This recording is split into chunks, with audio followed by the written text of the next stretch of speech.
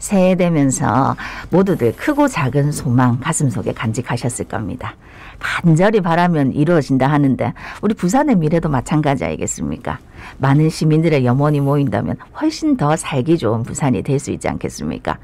부산시에서 추진하고 있는 사안들 오늘도 하나씩 짚어보면서 우리 부산이 어쩌면 더 살기 좋아질 수 있을지 이야기 나눠보겠습니다. 네, 이성권 부산시 경제부시장 스튜디오에 함께합니다. 부시장님 어서 오십시오. 어서 오십시오. 네, 반갑습니다. 예, 한 달에 한 번 정도 뵙는데요. 네. 뵐 때마다 사안들이요 마구 쏟아지고 그러게 있습니다. 말이죠. 갈수록 건수가 많아지니까. 예. 부산시가 25개 산하 공공기관을 효율화하는 계획이 속도를 내고 있는데 애초에 20개로 줄이기 했던 그 시 산하 공공기관이 21개로 감축된다고 하던데 일단 이거부터 한번 짚어보겠습니다. 네, 원래 25개에서 20개로 예상을 했다가 네네. 21개가 됐는데 정보산업진흥원하고 그다음 디자인진흥원이라고 부산 산하기관인데 그 두 개를 합칠 계획이었습니다. 예. 그러나 이것을 합치지를 않고 독립을 시키는 걸로 결론을 봤습니다. 그 이유는 대구의 사례 때문입니다. 네. 대구도 똑같이 대구시 산하기관 18개를 10개로 줄이는 과정에 네. 디자인진흥원을 독립을 시키려고 했지만 디자인진흥원의 상부관청은 또 산업자원부입니다. 그렇죠. 산업자원부가 반대를 하게 되었고 대구시하고 산업자원부가 충돌을 해서 결국은 저 대구시의 출연 기관에서 디자인진흥원을 빼버리게 됩니다. 그렇게 되면은 직원들의 월급이라든지 고용 문제와 관련된 출연금을 지원을 하지 못하게 되었고, 네네. 그럼 대구에 있는 디자인진흥원 직원들은 자신들의 고용이 불안정하게 된 상태가 되어서 산자부가 이 문제를 어떻게 할 것이냐는 상황에 지금 빠져 있는 상황입니다. 그래서 똑같은 사례가 반복되지 않고 부산의 경우는 그 부산 디자인진흥원의 직원의 고용이라든지 임금을 보장해주기 위해서 일단은 독립된 법인으로 유지를 하기로 했고, 사업 내용과 관련해서 타기관하고 중복되거나 유사한 업무들은 기능을 조정하는 방식으로 그렇게 일단 결론을 내었습니다. 예, 그래서 이제 어떻게 보면은 이 공공기관 효율화 요 부분에 사실은 이제 당사자들은 굉장히 고민도 많았고 했는데 그런 와중에 부산시에서 부산 창업청을 신설하겠다고 뭐 효율화한다고 없앤다는데 뭘 또 신설해 하는 분들도 많았거든요. 근데 그걸 추진한 지 5개월 만에 원점에서 재검토하기로 했다는 그거는 좀 잘못 알려진 겁니다. 원점에서 재검토하는 게 아니고 창업청 추진은 원래 계획대로 잘 가고 있습니다. 그러나 아까 말한 다른 그 산하기관들하고 속도가 좀 달라져서 투트랙으로 병행되는 게 차이점입니다.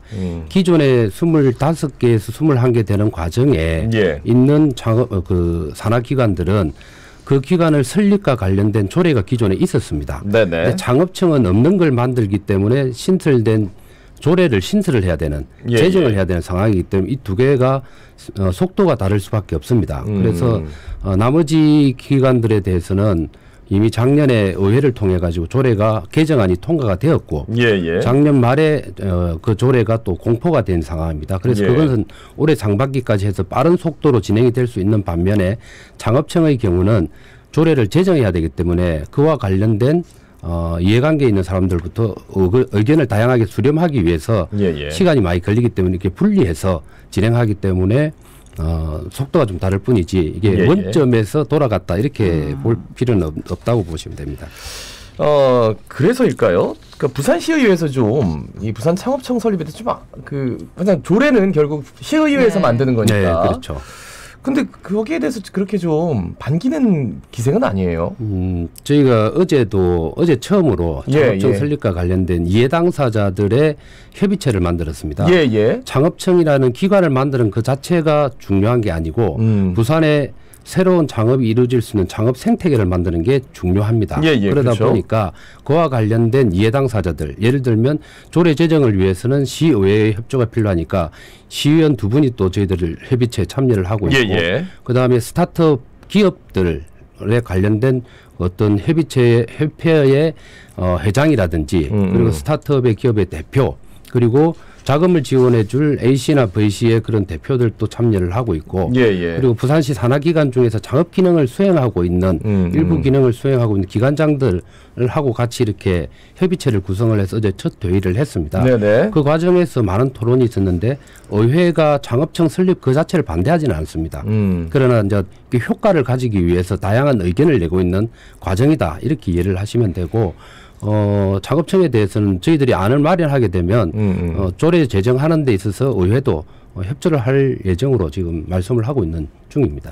그러니까 앞서도 조금 제가 말씀을 드렸는데 창업청 신설하는 데 대한 반대의 목소리는 없습니까? 네, 없습니다. 전혀요. 네, 창업청 자체는 왜 그런가 하면 부산은 우리가 언론에서 항상 얘기가 나옵니다만 인구 감소가 좀 가속화되고 있고 그 감소의 주 원인으로 젊은 인재들이 수도권으로 일자리를 찾아서 나가거나 아니면 교육 문제 때문에 진학하러 서울로 가는 인구가 많습니다. 이걸 해결하기 위해서는 부산 자체에서 안주하고 살 수 있는 일자리를 만드는 게 필요한데 대기업이라든지 기업을 유치해오는 방법도 있지만 창업을 통해서 그 창업이라는 공간 속에서 뛰어놀 수 있는 젊은 인재들이 있어야 된다. 이 두 가지의 방향이기 때문에 그런 의미에서 그것을 컨트롤 타워 역할을 할 수 있는 창업청이 필요하다는 점에 대해서는 의회나 또 다른 밖에 계시는 분들 중에서 반대하는 분들은 없습니다. 그러나 이것을 어떻게 효율적으로 만들고 절차적 정당성을 가질 것이냐 이 부분에 대해서는 다양한 의견이 있기 때문에 이 의견을 수렴하기 위해서 창업 생태계를 위한 협의체를 새롭게 구성을 해서 어제 첫 회의를 했던 것이라고 이해하면 됩니다. 이제 창업청 얘기가 계속 나오면서 나오는 게 이제 비스텝, 그러니까 부산 산업과학혁신원이에요. 그러니까 산업과학혁신원을 창업청으로 넣으려고 그랬는데 그렇게 되면 너무 산업과학혁신의 다른 분야도 많은데 그런 것들이 창업에 쏠려가지고 국한되는 것 아니냐 이런 그 얘기들이 있어서 결국은 좀 같이 안 가고 따로 좀 투 트랙으로 가는 건지. 그리고 원래 성희엽 대표가 그 창업청 단장 굉장히 추진을 열심히 했어요. 추진 단장으로서. 그렇죠. 근데 지금 이성근 경제부시장님이 그 창업청 설립 추진 단장으로 이제 임명이 되셨고 그게 격상이다라고 얘기하는데 들여다보면은 조금 너무 불협화음이 많아서 지금 이제 조절을 하라고 보낸 게 아닌가 약간 그런 느낌이 없지 않아 가지고 어떻게 말씀해 주시겠습니까? 그렇게 해석하는 분들도 계신데 뭐 그렇게 현실은 그렇지는 않습니다. 제가 성희엽 단장에서 제가 직접 창업추진단장을 맡게 된 이유는 창업청을 설립하는 과정은 행정적인 과정이 훨씬 많습니다. 그러니까 창업 생태계와 관련된 분들의 의견 수렴하는 절차도 필요하지만 그게 현실태로서 나타나기 위해서는 행정적인 절차가 진행이 돼야 되는데 그 행정적인 절차에 있어서는 지금 부산시 산하기관 중에서 경제진흥원이라든지 테크노파크라든지 그리고 산업과학혁신원과 같은 그 기관들이 창업과 관련된 업무를 하고 있기 때문에 이걸 조율해내는 게 필요하죠. 그래서 그런 행정의 측면에서 효율적으로 추진하기 위해서는 시 안에서 근무하고 있는 경제부시장이 적합하다라고 판단되어서 제가 추진단장을 맡게 된 것이고 기존에 추진단장을 맡아왔던 성희엽 단장과 테크노파크의 또 원장 두 분이 창업 생태계와 관련된 창업 박람회를 저희들이 또 작년에 플라이 아시아라고 해서 1회 개최했지 않습니까? 그리고 올해 2회 개최할 건데 그 플라이 아시아라는 창업 박람회를 준비하는 또 공동 대표를 맡아서 하기로 돼. 그러니까 양날개라고 보시면 됩니다. 행정적인 측면에서의 창업청 설립은 제가 맡게 되고 그리고 창업 엑스포 준비는 성희엽 단장과 테크노파크가 함께 준비를 한다. 이렇게 이해를 하시면 될 것 같습니다. 원활하게 잘 진행이 될 겁니다. 공공기관 효율화 작업 지금 어느 단계까지 왔고 언제 마무리됩니까 그러면? 공공기관 효율화는 아까도 말씀드린 결국은 투트랙이지 않습니까? 그러니까 조례를 새로 제정해야 될 창업청의 경우는 올해 상반기에 충분한 컨센서스를 형성해서 상반기 중에 시의회에서 조례를 제정하는 목표를 하고 하반기에 실제 설립을 해서 내년도부터 창업청의 새로운 예산이 반영된 행태로 창업청이 설립되는 걸 목표로 하고 있고 기존의 조례 개정을 통해서 통합이 이미 결정이 났기 때문에 그 기관들에 대해서는 올해 상반기에 새로운 통합법인이 나올 수 있도록 지금 계획을 하고 있습니다. 그래서 3월 달에는 개별 기관의 정관에 그러니까 이사회에서 정관 개정을 해야 되거든요. 정관 개정을 하고 난 다음에는 기존의 법인을 해산하고 통합법인을 설립을 하고 최종적으로는 주무관청으로부터 승인을 받아야 됩니다. 그래서 그 3월부터 6월 사이에 이 작업을 다 완료하고 나면은 하반기부터는 통합된 기관들이 새롭게 들어선다 이렇게 이해를 하시면 될 것 같습니다. 경제부시장이 할 일 많네요. 뭐 여러 가지입니다. 그 박형준 부산시장님이 그 올해 안으로 반드시 디지털 자산 거래소를 출범시키겠다라고 새해 포부를 밝혔는데 이 디지털 자산 거래소 하면은 좀 논란이 많아요. 일단 이게 어떤 건지부터 좀 말씀해 주시고 그다음 풀어가겠습니다. 일단 그 디지털 자산을 잘 모르는 분들이 있으니까 간단하게 좀 설명을 드리면 디지털 자산이라는 것은 경제적 가치를 지니면서 전자적으로 거래를 하거나 이전하는 그러한 전자적 증표를 디지털 자산이라고 이해를 하시면 되고 네네. 이 디지털 자산을 거래하는 플랫폼 그러니까 그 자산이 현금으로 전환을 시키거나 네. 디지털 자산끼리 거래를 하도록 하는 그런 플랫폼을 디지털 자산 거래소라고 생각을 하시면 되는데 우리 일반인들이 이해하기 쉬운 게 뭔가 하면은 비트코인 그리고 이더리움 네네. 이게 대표적인 디지털 자산이라고 얘기를 할 수가 있습니다. 이것은 현금으로 전환이 가능하고 이더리움에서 비트코인에서 이더리움으로 전환이 가능하지 않습니까?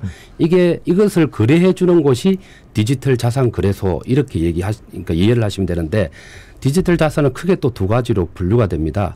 이더리움이나 비트코인과 같은 것은 비정권형 자산이라고 얘기하고 가상자산이라고 딱 우리말로 그렇죠. 분류할 수 있고요. 그다음에 실물 기반의 자산이 있습니다.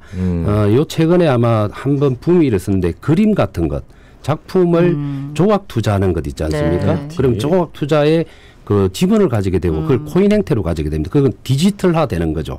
그렇거나 그다음에 금을 그렇게 소유한다든지 혹은 선박이나 그러니까 현물을 기반으로 한 실물을 기반한 코인과 같은 것도 하나의 디지털 자산이라고 분류를 할 수가 있는데 이것은 정권형 자산이다. 네네. 이렇게 정권형 코인이다. 이렇게 이해를 하시면 됩니다. 이런 것들을 통틀어서 거래를 할 수 있도록 하는 게 디지털 자산 거래소. 라고 이해를 하시면 됩니다. 근데 뭐 저희 같은 사람들은 아무리 들어도 그게 뭔지도 모르겠고, 예. 아니 또 뭐 MZ 세대들은 누구나 잘 알고 그러니까 근데 그 세대들이 그 가상화폐 뭐 투자해가지고 엄청난 손해를 보고 뭐 빚더미 안고 이런 것만 보다 보니까 그렇죠. 이 디지털 자산 거래소가 부산에 꼭 만들어져야 되는 이유가 있나 이런 생각할 수 있거든요. 예, 그게 일단 우리 부산이 지금 글로벌 금융 도시로 목표를 지향을 하고 있지 않습니까? 부산이 그 디지털 자산 거래소가 들어서기에 가장 최적의 허브 지역이라고 저희들은 보고 있습니다. 그리고 중요하다고 생각을 하고 있는데 잘 아시다시피 우리 노무현 정부 시절에 1차 공공기관 이전을 했고 각 지역별로 혁신지구를 만들었습니다. 그 부산은 금융혁신지구를 만들었죠. 그리고 문현 금융센터가 들었었고 거기에는 한국 그 거래소를 비롯해서 정부의 금융과 관련 기관들이 10몇 개가 이미 입주를 해 있는 상황입니다. 그리고 최근 들어서는 또 산업은행을 부산으로 이전해오는 작업들을 정부와 저희 부산시가 또 함께 하고 있고 그리고 올해 하반기부터 본격적으로 2차 공공기관 이전을 시작을 할 예정인데 수협이라든지 금융기관들을 가져올 겁니다. 자, 그런 금융에 집적이 된 도시가 되죠. 그다음에 또 한편으로 부산은 블록체인 특구로 지정이 되어 있습니다. 그러니까 금융과 기술이 두 가지가 이미 부산은 안착이 되어 있는 건데 이것을 디지털 경제 영역에서 디지털 자산으로서 또 하나의 중심으로 하게 되면 디지털과 현물과 관련해서는 부산이 명실상부한 금융 중심 도시가 되게 되는 거죠. 그러면 부산에는 실질적으로 기업이 활용할 수 있던 또 개인이 되든 간에 자본과 관련된 것이 넘치는 도시가 되게 되고 그렇게 되면 기업들이 찾아오기 쉬워지고 그리고 새로운 기술들이 부산으로 들어오게 되는 겁니다. 특히 디지털 자산 거래소는 일반 금융하고 달리 기술에 기반해 있기 때문에 그런 기술을 가진 기업들이 부산에 오는 게 훨씬 유리하게 되는 거거든요. 그러면은 새로운 고용이 창출되고 부산이 부가가치를 많이 창출하는 도시가 충분히 될 수가 있는 거죠. 그래서 부산을 디지털 자산 거래소가 있는 도시로 만들려고 하는 게 저희 시의 시책이라고 이해를 하시면 될 것 같습니다. 근데 이제 가상화폐 시장에서 이제 가장 큰 게 뭐냐면 중앙 정부에서 인정을 안 하고 있어요. 그렇죠? 그리고 이제 금융 당국도 여기에 대해서 그러니까 어떤 금융 당국이든 어떤 금융 기관이든 디지털 자산 거래소를 하는 데 있어서 우리가 보증하겠다라고 나서는 지금 기관들이 없단 말이에요. 근데 이제 부산시는 굉장히 고삐를 쥐고 달리려고 하는데 그게 가장 큰 걸림돌인데 그럼 앞으로 어떻게 되는 겁니까? 아주 중요한 지적을 한 것 같습니다. 부산은 이미 정부보다 더 빠르게 선도적으로 미래를 읽고 지금 준비를 하고 있다라고 이해를 하시면 됩니다. 그러니까 현 정부가 지금 부산시가 추진하고 있는 디지털 자산 거래소에 대해서 규정을 내려주고 있지 못한 상황입니다. 어떤 내용으로 하고자 하는 것은 충분히 알고 있고 그 선도적 준비에 대해서는 이해를 하고 있지만 정부가 규정을 내리지 못하는데 그 이유가 뭔가 하면은 아까 진행자께서 말씀하신 것처럼 가상화폐, 가상자산하면 온갖 문제가 많았지 않습니까? 테라루나의 폭락 사태, 그리고 FTX의 파산, 위믹스의 거래 정지와 같은 투자자와 예금자한테 피해를 끼친 사례가 너무 많습니다. 그렇죠. 전 세계적으로 그렇거든요. 네네. 그러다 보니까 모든 정부들이 가상자산에 대해서 디지털 자산에 대해서 아직은 규정을 내리지 못하고 있는 상황입니다. 그 상황에서 뭐 업비트라든지 빗성과 같은 사설 거래소들이 현실에 존재를 하는 거죠. 그렇죠. 그러다 보니까 피해가 계속 양산이 됩니다. 그래서 공공성이 담보되고 예금자와 투자자의 안전이 보장되는 형태의 공공성 디지털 자산 거래소를 부산이 먼저 시도하겠다고 하니까 정부는 아직은 가이드라인을 마련해 놓지 못한 상태이기 때문에 그렇죠. 밀지도 못하고 열심히 뛰어가도록 채찍질도 못하고 덜 달리도록 고삐를 재지도 못하는 그런 상황에 있는 겁니다. 그런데 재미있는 양상은 바이든 미국의 행정부가 들어서고 난 이후에 가상자산에 대한 디지털 자산에 대한 규정을 시작하려고 했고 이미 네네. 연구에 들어갔고 우리 정부는 빠르면 1월 말 내지 2월 달에는 가이드라인을 발표하겠다는 겁니다. 네네. 그렇게 되면 자 부산시가 준비하고 있는 영역들이 어디가 될지를 저희들이 확인하게 되고 그러면 바로 속도를 내고 디지털 자산 거래소를 만들 수 있게 됩니다. 그리고 부산시는 디지털 자산 거래소를 현실화시키기 위해서 민간 중심의 추진위원회 체계를 만들었습니다. 네네. 그래서 전직 국회의원을 했던 김상민 의원이라고 정무위원회에서 활동을 많이 했기 때문에 금융 전문가이거든요. 그래서 네. 내일 그 민간추진위원회 2차 회의를 해서 방안을 잡을 예정이고 거기에 결과에 따라서 아마 내일 되면 부산시의 그림에 대한 것들이 발표가 이뤄질 예정입니다. 알겠습니다. 예, 자 다음은 다른 소식으로 한번 넘어가 보겠습니다. 부산시하고 경남도가 이제 미국 최대 전기차 업체 테슬라의 아시아 제2기가 팩토리 유치에 팔을 걷어붙였다 하던데 이 유치 전략은 어떻게 됩니까? 네, 아마 테슬라의 기가 팩토리 이렇게 하면 기가라는 그 10억을 의미하는 건데 테슬라가 전기차를 만들고 자율주행차를 만드는 회사지 않습니까? 네네. 대규모 생산 공장을 테슬라의 대규모 생산 공장을 기가 팩토리라고 자칭을 합니다. 그렇죠. 1차 그 생산 공장은 중국에 있고 2차 생산 기지를 아시아권에 만들려고 하는데 태국과 인도네시아, 말레이시아, 한국 이렇게 좀 검토를 하고 있는 상황입니다. 그래서 현재 정부의 산자부가 테슬라하고 지금 접촉을 하고 있는 중이고 생산 기지를 그 생산 공장을 유치하려고 하는 기업 지역들로부터 신청서를 지금 받은 상태인데 부산도 신청을 제일 먼저 했습니다. 예. 부산의 입지가 저희들이 볼 때는 가장 좋다고 보거든요. 자동차를 생산하기 위해서는 연간 산업이 있어야 됩니다. 전기 자동차이기 때문에 2차 전지와 같은 그렇죠. 배터리 기술이 필요한데 이미 부산은 그게 확보가 되어 있습니다. 대표적으로 금양과 같은 기업들은 예. 너무나 잘 아실 건데요. 그런 게 되어 있고 그리고 부산의 기장의 의과학 산단에 반도체, 차량용 반도체와 관련된 기업들을 지금 집적시키고 있는 상황입니다. 그래서 그런 측면도 있고 그다음에 인력이 필요하지 않습니까? 기술 인력들 그 부분에 있어서는 부산의 21개 대학에 매년 4만 명 넘는 대학생들이 배출되고 있고 부산대 기계공학 중심의 대학인 것처럼 그런 기계와 관련된 전문가들 인재들도 배출이 되고 있고 네네. 자동차를 생산하고 나면 수출이 원활해야 되지 않습니까? 그런 의미에서는 부산은 제2의 환적항과 그리고 제7의 또 컨테이너 항만을 가지고 있고 네네. 그리고 신항 인근에는 신항에는 바로 자동차 전용 부두가 이미 있습니다.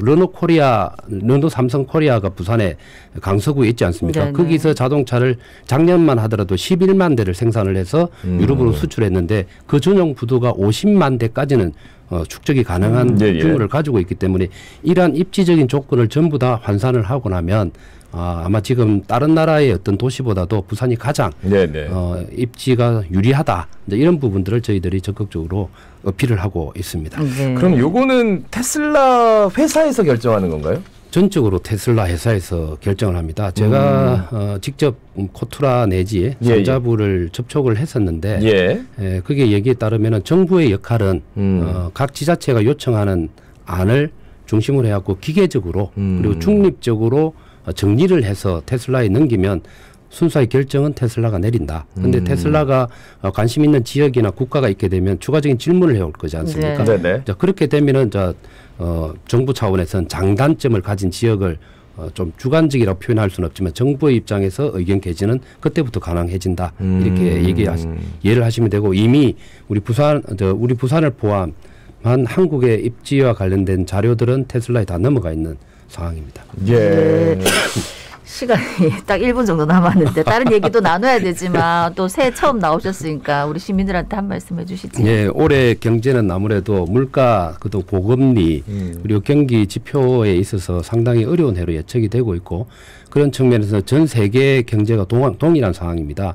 국제적인 경제 기구들도 수치를 낮게 잡고 있는 상황이고 우리 정부도 올해 경제 성장률을 1.7%에서 1.6%까지 낮게 잡고 있는 상황입니다. 그 과정에 우리가 분석하기로는 부산은 1.7% 정도 성장을 할 거라고 생각을 하고 있습니다만 네. 어쨌든 서민 경제에 있어서 가장 어려운 점들이 있지 않을까 생각을 하고 저희들은 새로운 선도 기술의 산업들을 육성시키는 것도 중요하지만 올 한 해 힘들지 않도록 시민들이 서민 경제, 민생 경제에 많이 치중을 하려고 하고 있습니다. 그래서 1조 한 8천억 정도의 서민 경제 자금을 마련해서 연초부터 집행을 해나갈 예정입니다. 올 한 해 어렵더라도 함께 해주시면 감사하겠습니다. 예. 설 전에 모셔서 이런저런 얘기를 했는데 진짜 좀 많이 힘들지 않게 잘 좀 넘어갔으면 좋겠습니다. 다들 뭐 올해 힘들다 그러니까 말이죠. 말씀 잘 들었습니다. 고맙습니다. 고맙습니다. 감사합니다. 예, 이성건 부산시 경제부시장이었습니다.